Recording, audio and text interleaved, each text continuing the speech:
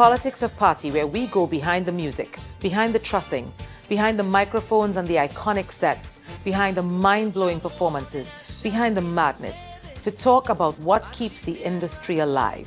Who is it built on? The carnival economy isn't just about vibes, it's about vision.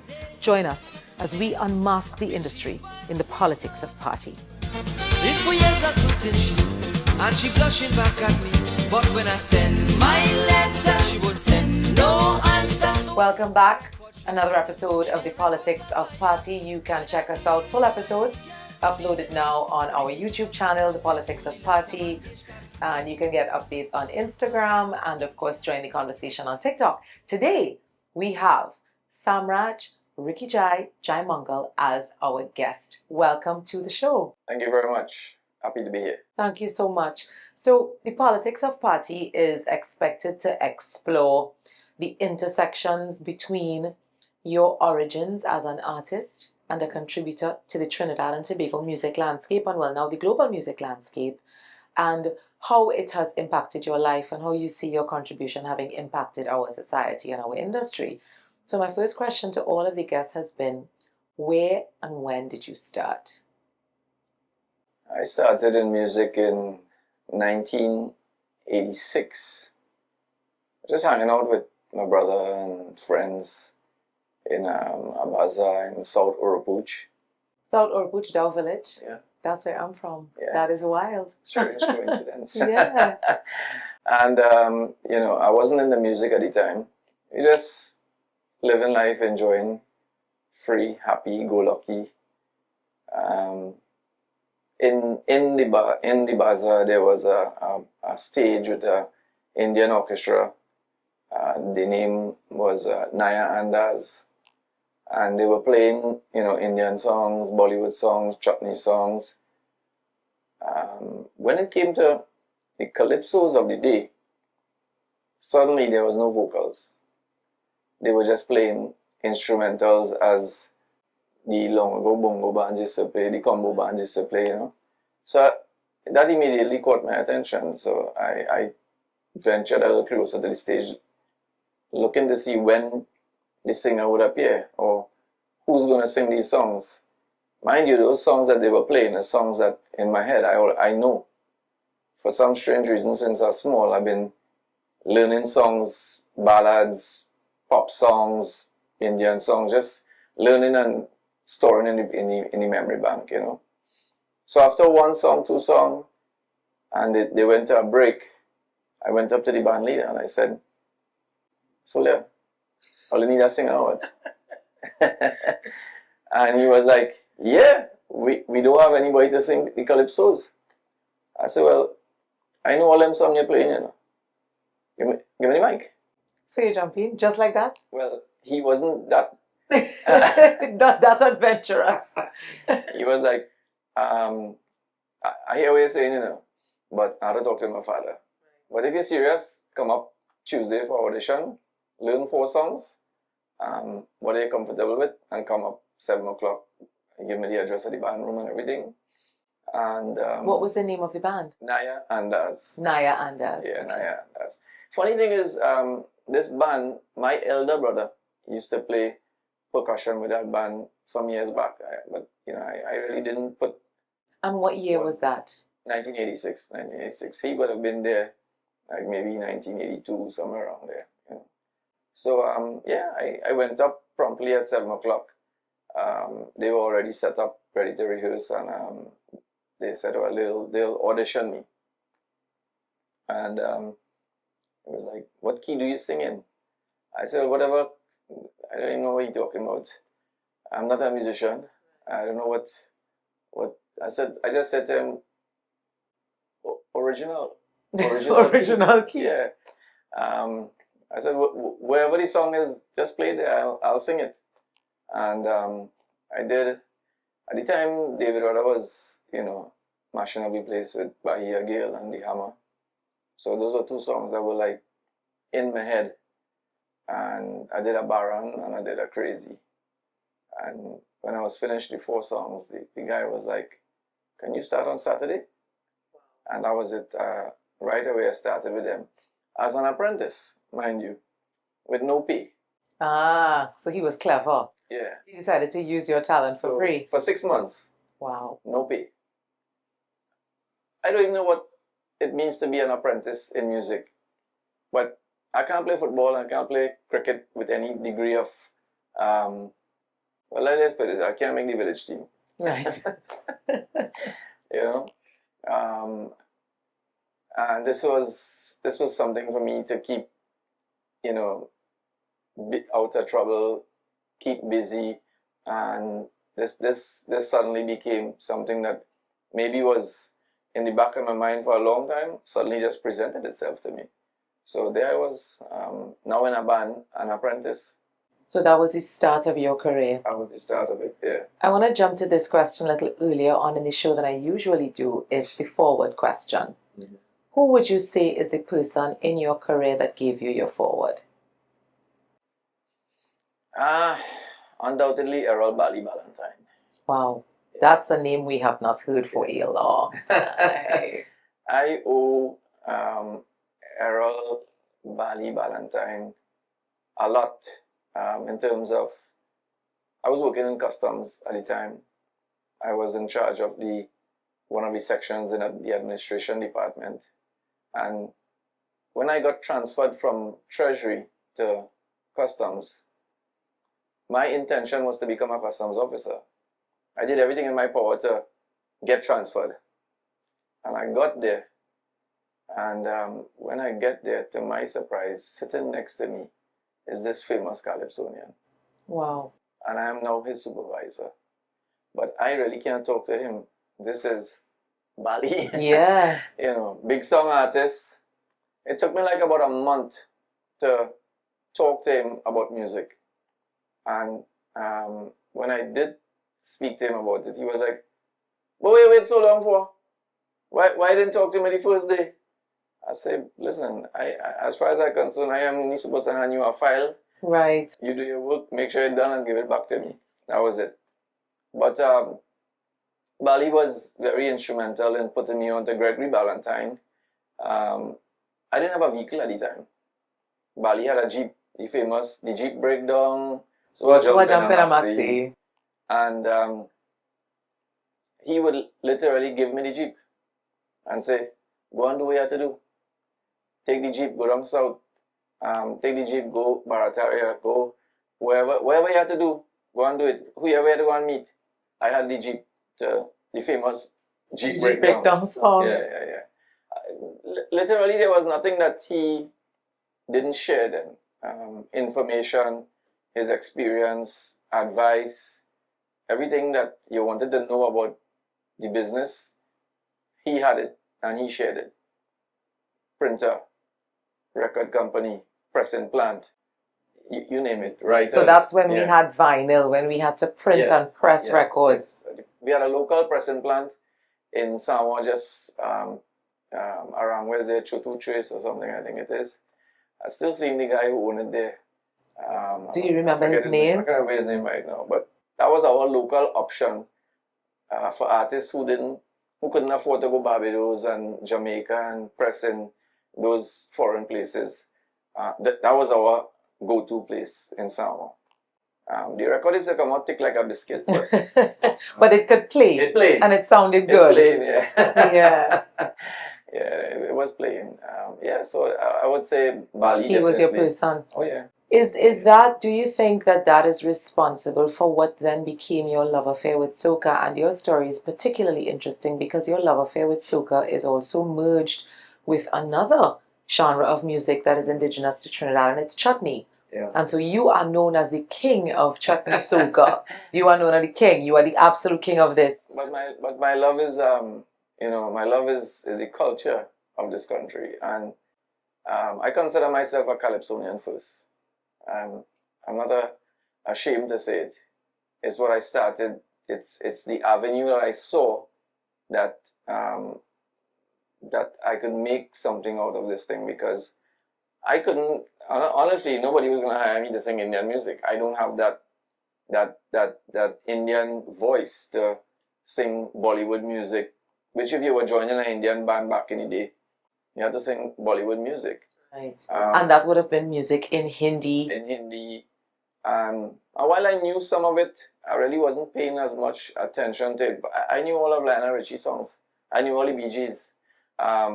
James Ingram, I knew all those songs. Baron, I know all Baron songs. Crazy, as it come out in 2 seconds. I don't know the chorus and the verse and everything else. It used to take me like a day when I joined Triveni to learn a song. When my band leader called and said, find this song and learn it. By the time he tell me that today, tomorrow in the office and with my headphones, and that's it. By the next day for rehearsals, I already know the song. So you would have been singing with Triveni. Were they called Triveni Brass then? Because I think at some point they changed. They were Country Best Triveni at the time when I joined them. Then they changed to Triveni Brass, then JMC Triveni, and now I think it's now KI, the band. Right. Yeah. So that's another evolutionary step that we can look at because they were around for a very long time. Yeah, they saw me singing with Naya and Daz, and we had what they call a band clash.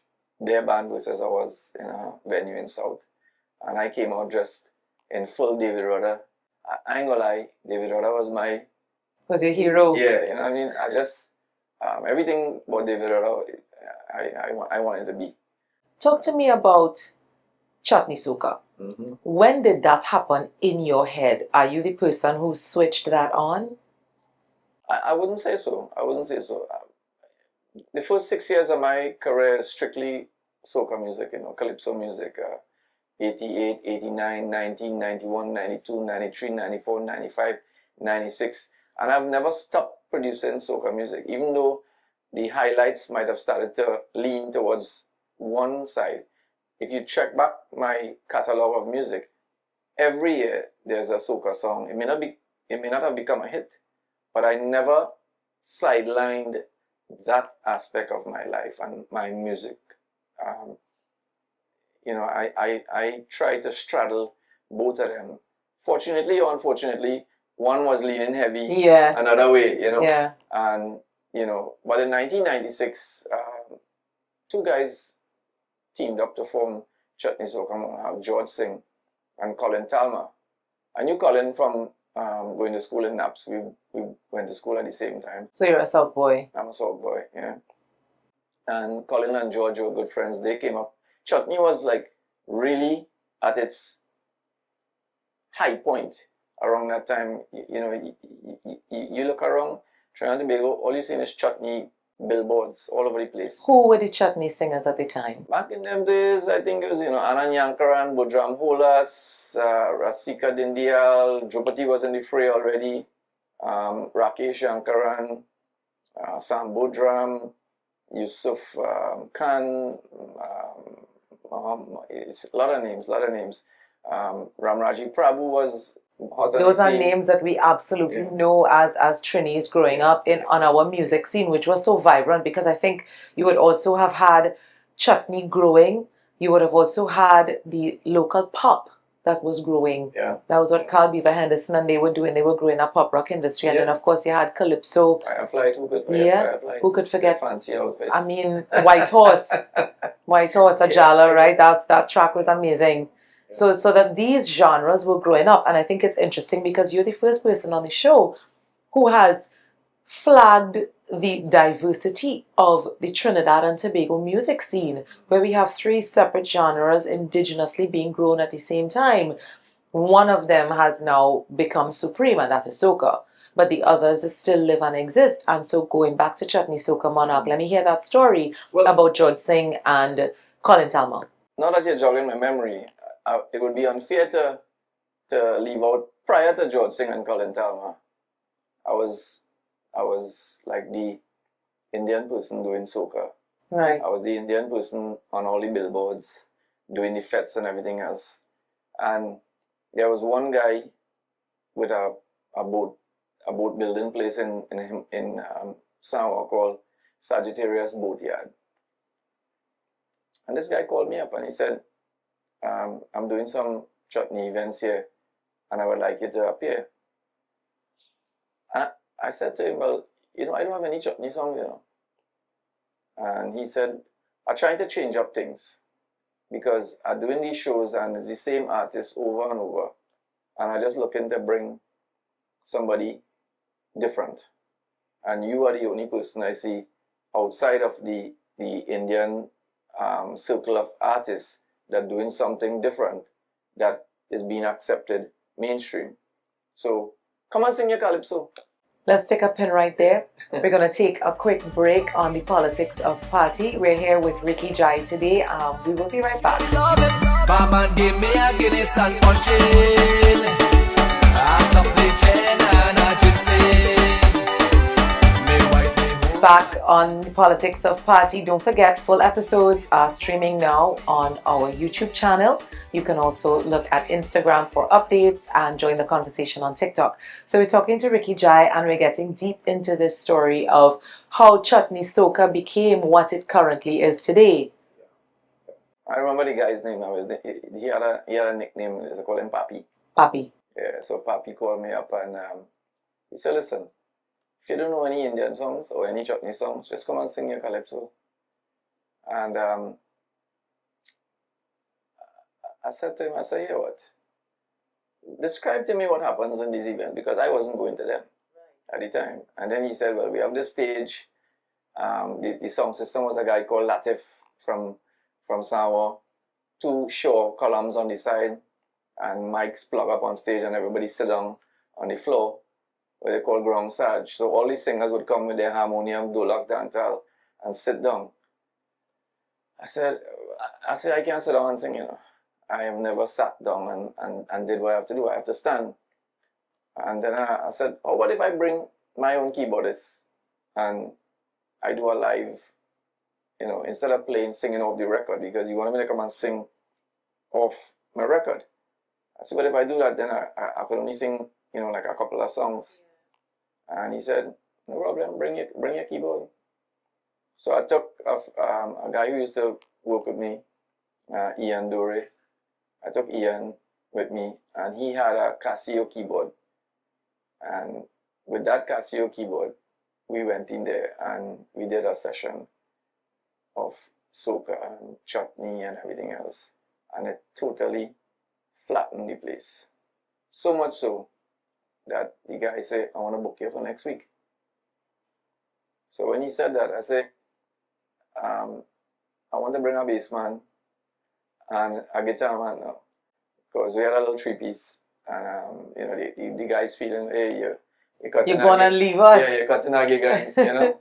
So he said, no problem. So he raised the money a little bit.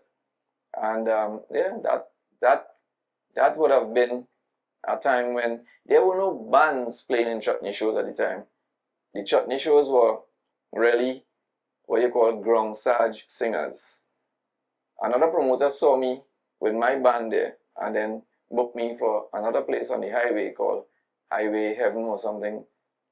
Just where Monroe Road flyover is there. There was a triangular piece of land there. There was a shop there, and this guy used to do shows there. So he hired me there with my 3-piece there now. And after that, then I started seeing other bands popping up to the point where suddenly bands took over the chutney scene and the ground sarge started to disappear. Yeah. Speed forward now, fast forward. George Singh and Colin Talma called me up and say, we doing this chutney soca competition, chutney soca monarch, if you'd like to enter. Again, I said, with what? I have no chutney songs. I don't have any chutney songs. And they said, why don't you enter with Sumintra? Which was my first calypso. Sumintra born in a shotgun. So I said, I like to do things a certain way. I said, if you guys as the producers of the show say that song is okay to enter, then I'll enter. But I don't want any friction from my peers in the industry that I'm entering a chutney soca competition with a song that is not a chutney. Because contrary to popular belief, Sumintra is not a chutney. So Sumintra is It's a calypso with Indian intonation inside of it. Dolak, dancehall, tabla, synthesizers, but that doesn't make it a chutney song.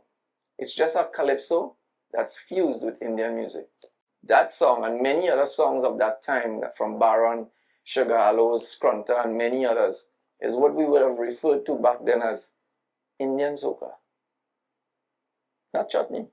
Indian soca. Indian soca. Name one or two of the other songs that would have been of that, sort of subgenre, if there is such a thing. Rola is not it's not a chutney. At least let me just say off the record here that in my opinion, in my humble opinion, that is how I see it. It does not have the melodic content, the melodic structure of a chutney song.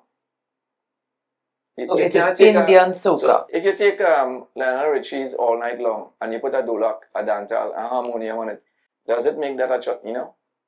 No, that does not. Right. So that's how I look at how music is and was created and is still created. Like I have a calypso this year. I call it Kaiso chutney, but it's not a chutney. Coming back to your question, Baron had, Bus Up Shot, Raja, Rani, Sugar Hollows had Auna Beta, Scrunter had, there's so much of Indian Rootsman. There was a time when a lot of Calypsonians were gravitating towards Indian soca. Shorty had Indrani, Om Shanti Om. But those are not chutney. Those are calypsos. The melodic structure of those songs is rooted in calypso. That's a very, very interesting point that you make about the way that the music is described. Why do you think the chutney soca moniker hung on the way it did?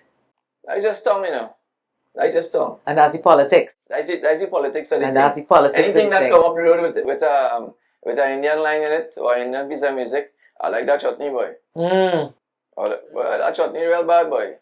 That's just the way tongue thing. Wow, and of course, tongue have the say when it comes to stuff like that. Tongue never go past the lighthouse. Don't say that. If you never go past the lighthouse, you can't know what's happening in South.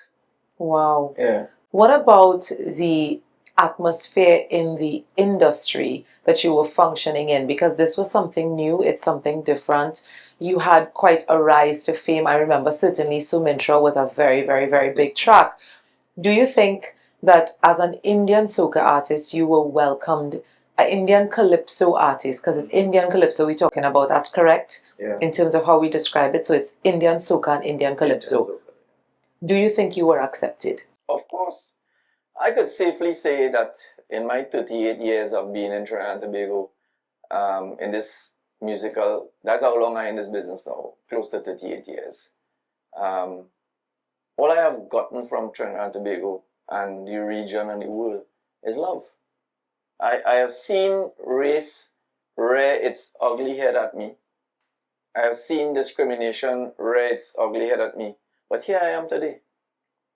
I am not allowing anybody or anything like that to deter me from who I am. And who am I? I'm a Trinidadian. I'm a Trinbagonian. And this culture is mine. I'm not allowing anybody to tell me that I can't sing calypso, or I can't sing soca, or I should come off the stage. Hey, Indian, come off the stage. No. You're talking to the wrong Indian. Amen. Yeah, you're talking to the wrong Indian. And I'm not going to say that there weren't times where I was hurt or I was disappointed in my people. But the Lord Jesus said, forgive them. Forgive them, they know not what they do. And I think many times people don't know what they're doing. They act irrationally. They act out of place, out of timing. And it is my duty to forgive them and just keep doing what I love and keep doing it for country, for pride, for everything. That's the role of the artist, to constantly be there, storytelling, entertainment, and everything else for country, for people. Regardless of whether 10 people don't like you, because 10 people cannot dictate what the other 90 like. And I think I was always in the 90%. Yeah, I think so. I want you to sing a verse of Sumintra because there are a lot of people who will be watching the show who may not ever have heard that song. It's for years a suiting she, and she blushing back at me. But when I send my letter, she won't send no answer. So I hit the record shop. Indian records I buy up. When I reach by the girl, she say stop, Rikki stop. She say holy lata mangeshkar, give me soca, ah ah ah. Holy lata mangeshkar, give me soca, ah ah ah. Tickle me with a love way, soca me till I say, holy lata mangeshkar, give me soca, ah ah ah ah. Remix alert. This is showing this out for all the artists. Remix alert. Let's redo Sumintra because that is still sounding so good. We're going to take a break. Politics of Party, talking to Rikki Jai, just getting a little Sumintra going here. We will be right back, guys.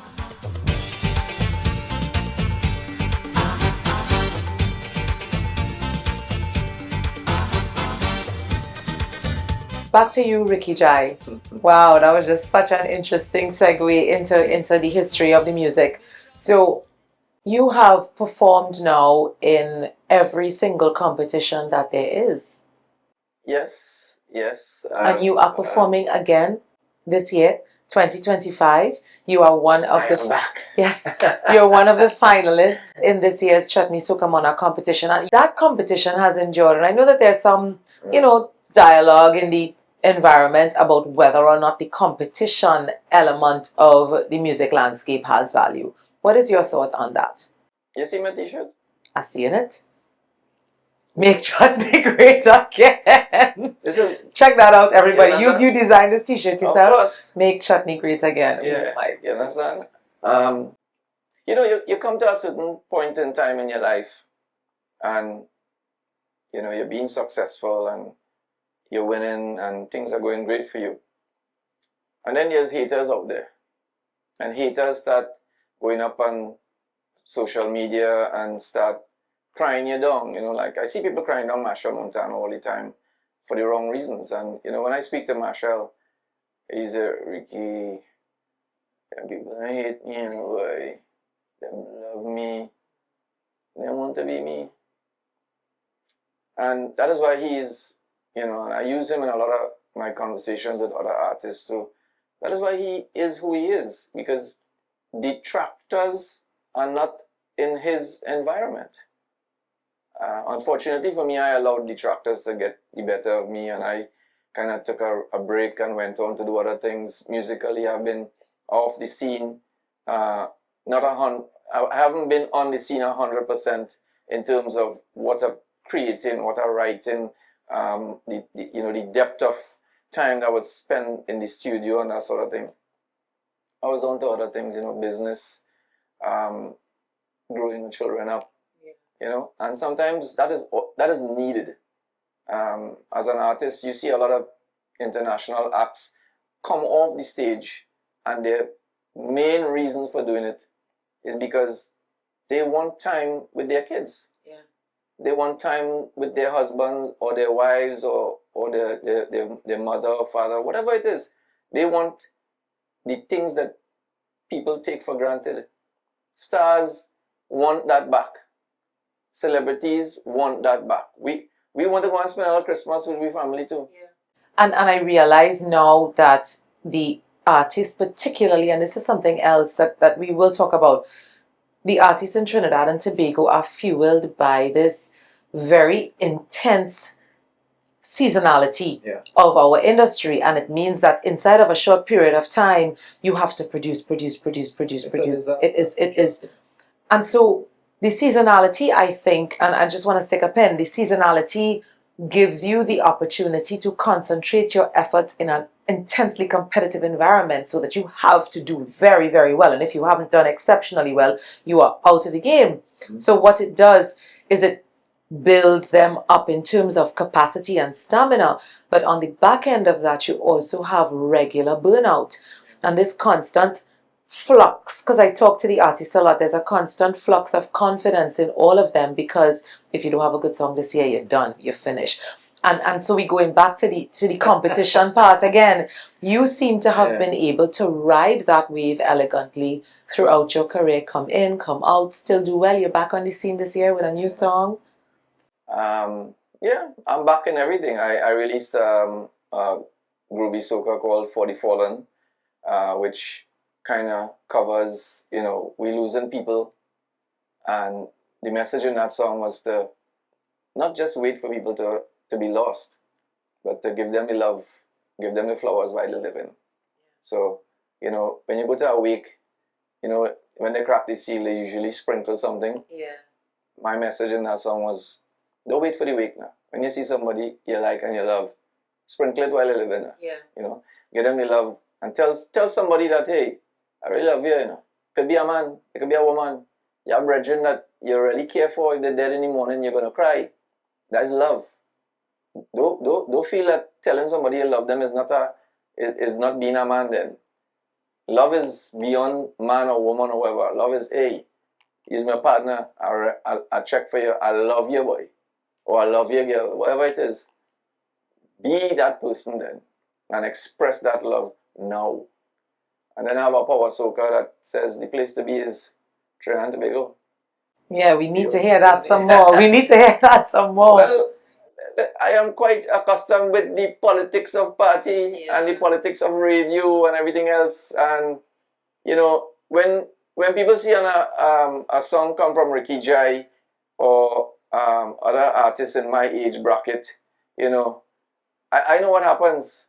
The job at hand for me now is 20 times harder than it was back in the day when I was a young artist. And now there are so many more artists on the scene, so the competition is even more stiff. But it doesn't deter me from making the music every year and putting it into the environment, into the universe, because I am of the firm belief that even though Trini Jungle Juice ain't highlighting me,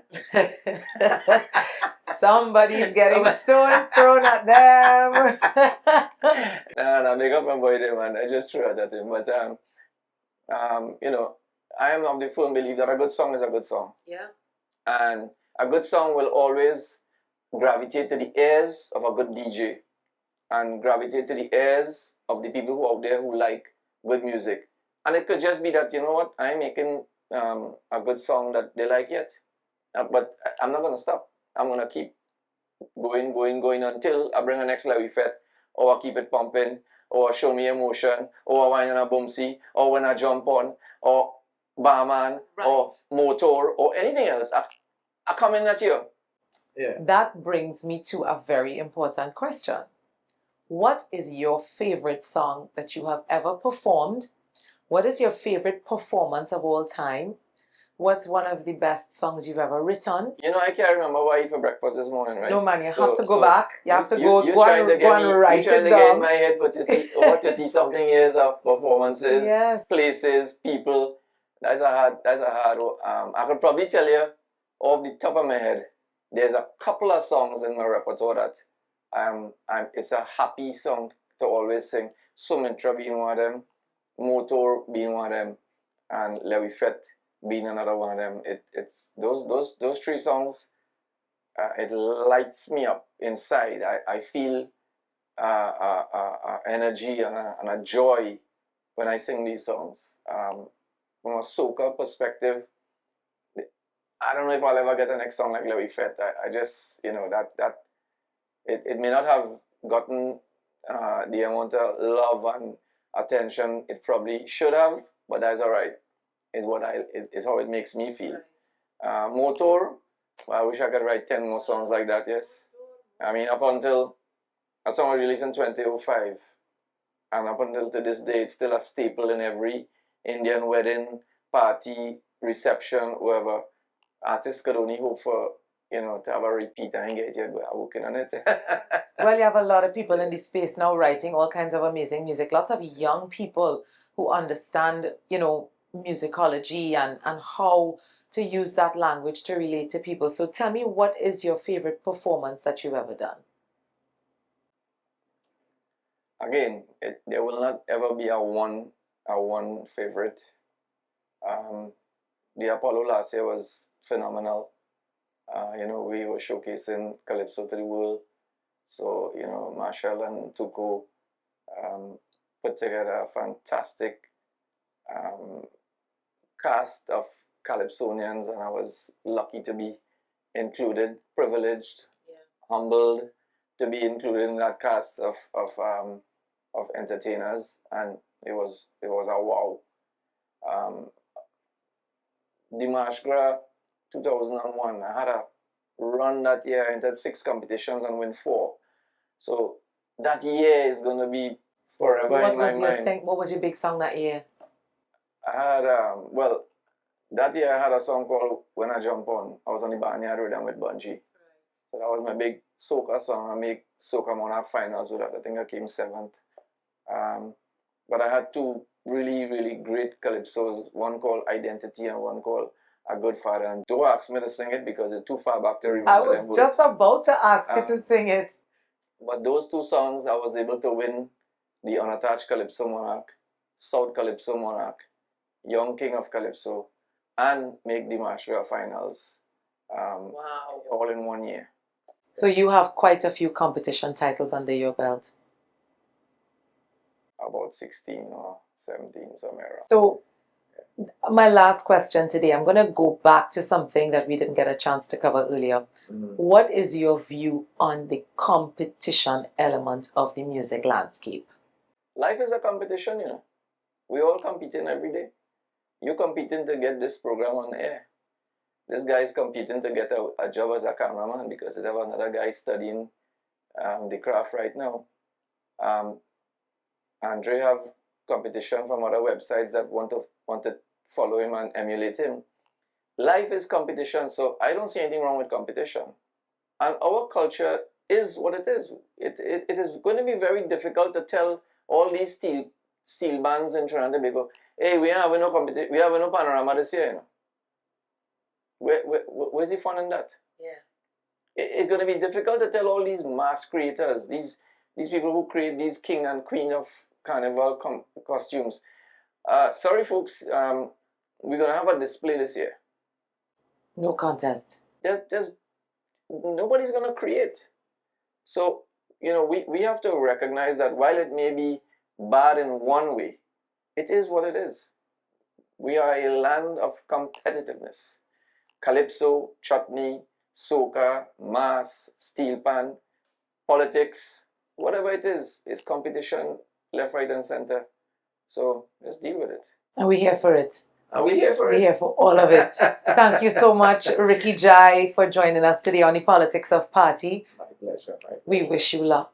Yes, thank you very much. As you make chutney great again. You haven't watched this t-shirt. I'm not really too sure how I feel about this t-shirt. Well, I have more than one t-shirt. Right, so we can switch this one out for something else. MCGA.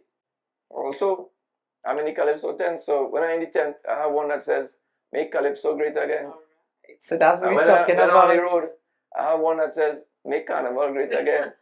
You see, the C could be anything. Is this a line? Is this a line of t-shirts that we might perhaps see coming out? Because it's quite attractive. I like it. I go lose money because everybody see me is asking me, Rikki, where my t-shirt, boy? Thank you so much, Rikki Jai. My name is Paige. I'm your host. This has been another really good episode of the Politics of Party. Don't forget full episodes on our YouTube channel, Politics of Party. That's Politics with an X. Updates on Instagram and join the conversation on TikTok. Thank you so much for being here with us today. Until our next episode, stay safe and stay true to the party.